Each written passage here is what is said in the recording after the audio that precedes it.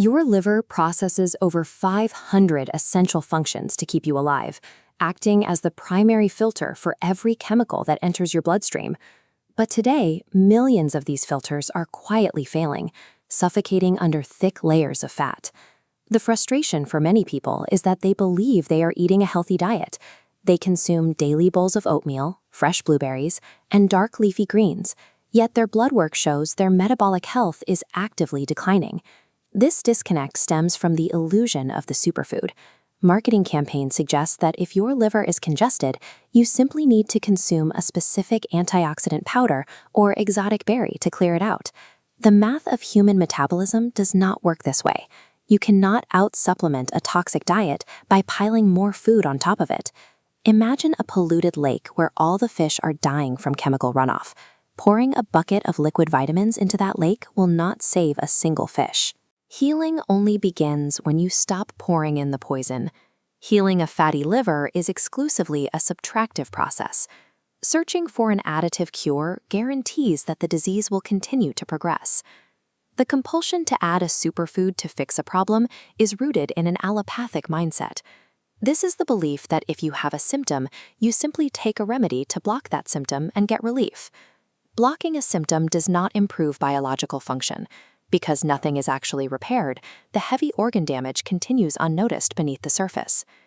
A true biological solution requires identifying exactly what is interfering with the liver's natural clearing process and forcefully removing it from your daily intake. To know what to remove, you have to define your specific goal. Dietary advice is entirely relative to whether you are trying to maintain your creant health or if you are trying to reverse severe organ congestion. Failing to separate people who need to maintain from people who need to reverse is why you see endless, conflicting nutritional arguments on the internet.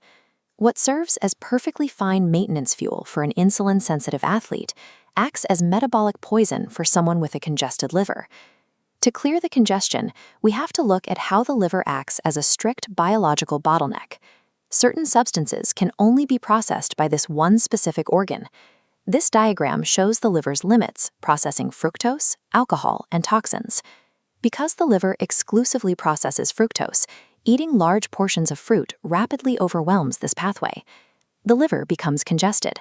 Occupied by clearing fructose, everyday toxins are left unprocessed, rapidly accumulating in your bloodstream.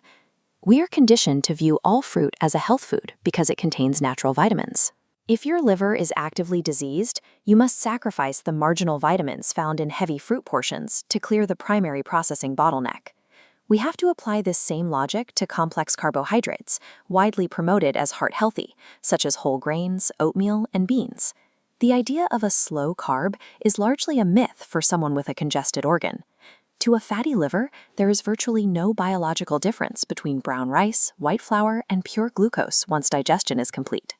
Digesting these grains results in a flood of blood glucose, instantly triggering a massive surge in insulin. Insulin is a storage hormone with a strict directive: lock down fat cells and prevent them from releasing energy. As long as your insulin levels remain elevated from eating starches, your liver is biologically prohibited from burning off its own toxic fat reserves. The fat is trapped inside the organ. You must abandon culturally accepted, comforting whole grains to force your body into a low-insulin, fat-burning state.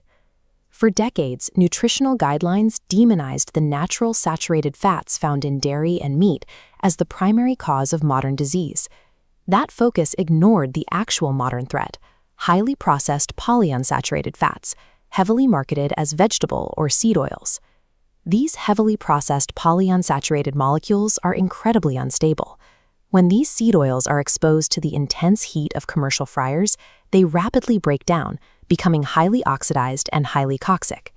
Digesting these rancid oils places massive acute inflammatory stress directly on the liver's triage systems. Avoiding them requires extreme vigilance. You have to question preparation methods at restaurants and obsessively read ingredient labels at the grocery store, as these oils are in almost all processed foods. Enduring the high social friction of avoiding all fried and processed foods is a mandatory trade-off. It is the only way to remove a massive inflammatory blockade from your liver. Once you remove the sugars, grains, and seed oils, you are left with the most counterintuitive element of the subtractive diet: actively prioritizing red meat and whole eggs. The natural saturated fat in meat provides a highly stable, non-inflammatory energy source that perfectly bypasses the insulin trap, allowing your body to run on fat without locking down its storage cells. Look at this molecular schematic. Eggs deliver choline, a vital chemical catalyst, helping the liver break apart and burn trapped fat. They also deliver methionine, which the body utilizes to directly manufacture glutathione, its own supremely powerful antioxidant shield. Abandoning the ingrained fear of dietary cholesterol is absolutely required to supply the liver with the exact raw materials it needs to repair itself. The final mental hurdle is the intuitive but false belief that eating dietary fat physically deposits fat directly into your liver.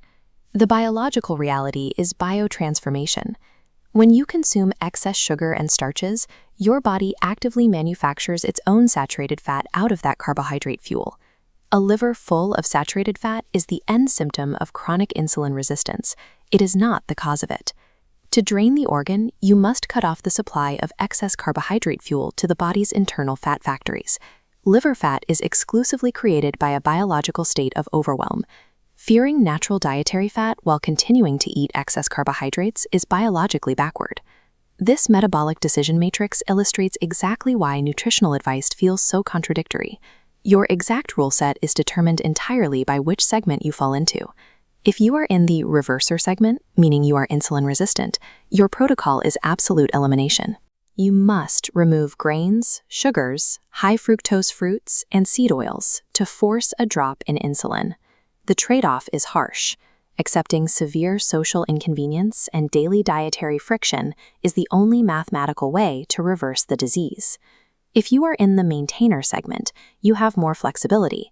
Moderate, monitored consumption of whole food starches and fruits is acceptable, provided your insulin sensitivity remains high. Purchasing trendy detox teas, expensive green powders, or magical superfood supplements while still consuming excess carbohydrate fuel achieves absolutely nothing. Stop looking for a superfood savior to outwork your diet.